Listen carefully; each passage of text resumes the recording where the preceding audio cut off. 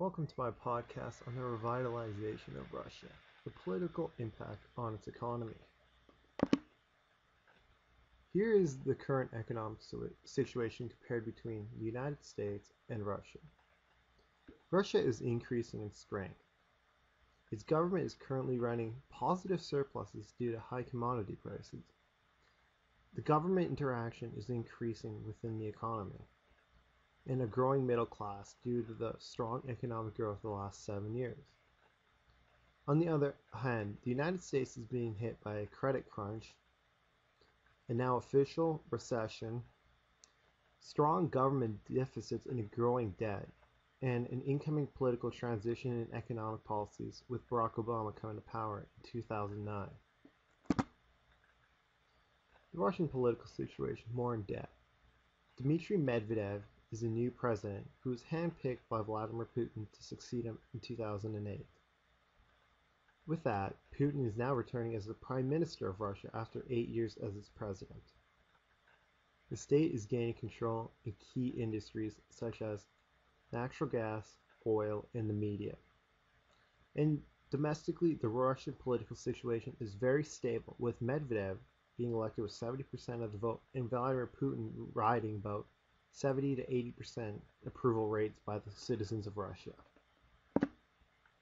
Russia's president is now Dmitry Medvedev, who, as I said earlier, has been handpicked by Vladimir Putin.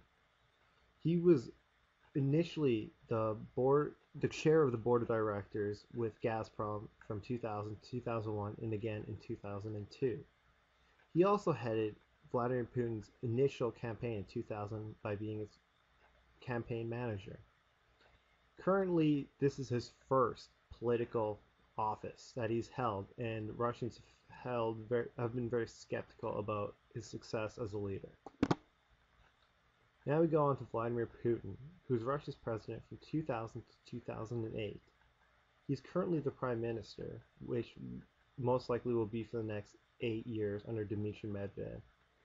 He was a former KGB spy and had his political start in the office of the mayor of St. Petersburg. Vladimir Putin is well known for having numerous business friends in Russia. Although people have claimed that he has many stakes in companies due to his relationship with these business friends, he's officially notified as having nothing to do with any of these Russian businesses. The state's intervention in business. The government is increasing control of Gazprom, the world's largest natural gas provider, especially to Europe, where 80% of their electricity comes from Gazprom. The media is being controlled strongly by the government. This has been shown by the supposed assassination of Anna Politkovskaya, who was murdered in 2006 under the suspicion of her condemning the Kremlin for its attacks in the Caucasus. And this has led to most people around the world believing Russia is having a strong media control. Also, its control over natural resources are growing immensely, with stakes being bought up of Gazprom and of Yukos, which we will go into in depth later, and also the nationalization of utility companies. Russian utility companies are now controlled by the government. They set the prices and the distribution of state resources. This also includes foreign trade. Mikhail Khodorkovsky was arrested in 2003 under the suspicion of fraud and tax evasion. This is seen as a turning point in Russia's intervention in their business. He was convicted of fraud in 2005 and sentenced to 9 years in prison. When he gets out, he's still facing embezzlement charges, which have yet to be heard. The main reason for his arrest was his growing interest in partnerships with U.S. oil companies such as ExxonMobil and Chevron, and with British Petroleum. He was willing to sell part of his stake for a relationship with these companies and give these companies most of its rights to the Siberian oil fields and natural gas fields, in turn for him selling a stake. He spoke out against the Kremlin as well. He's been known to give money to socialist groups and the Communist Party of Russia. This was seen by the Kremlin as a very, very dangerous person who controlled so much of Russia's resources that they had to supposedly make up charges for him to be arrested to get him off the company and for the Russian government to buy a stake in Yukos oil. Progress from the fall of the USSR. First, we had the Russian oligarchs, who were the men who bought most of the formerly state-owned factories and resources, which was privatized when the USSR fell. These were the first rich men of Russia since they inherited so much of the wealth. We also had Boris Yeltsin, the first president of Russia from 1991 to 2000. He was the one who was responsible for the division of state-owned resources and industries. Also, we are now in globalization, where things are being spread out more and more around the world, and Russia, due to its cheaper labor costs, is taking advantage of this. In this graph here, we can see the GDP of Russia from the fall of the USSR in 1991 to 2007. As you can see, Boris Yeltsin had very little effect on the GDP of Russia, as it's fairly straight line from 1991 to 1997. And in 1998, the Russian economic crisis hit, where he was forced to make drastic changes and led to his eventual downfall in the election of Vladimir Putin.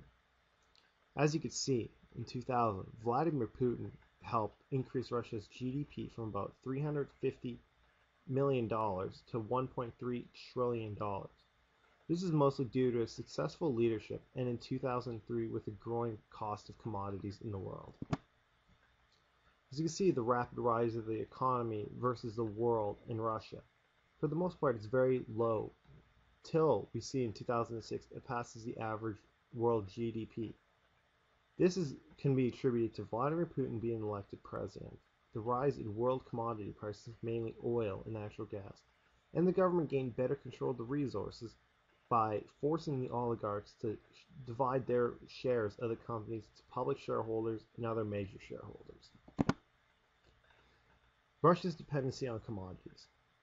Resources in Russia account for 9.4% of the GDP. The main natural resources in Russia are timber, natural gas, and oil. This led to an 8.1% overall growth in 2007, the largest growth rate since the fall of the USSR. This, of course, can be attributed to the high oil prices. 80% of Russia's outgoing trade is dependent on oil and natural gas. This is a very high and dangerous number due to the Russian economy being very dependent on global fluctuations of prices. 45% of the government revenue comes from oil royalties and natural gas royalties. This represents a large amount of wealth, therefore leading to lower taxes for Russian citizens.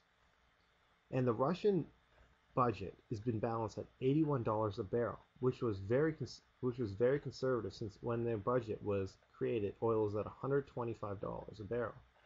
Now with oil at $45 a barrel, a balanced Russian budget is in dire need of oil going up to balance its budget and to lead to a surplus. Direct foreign investment in Russia is down 14% over the last year.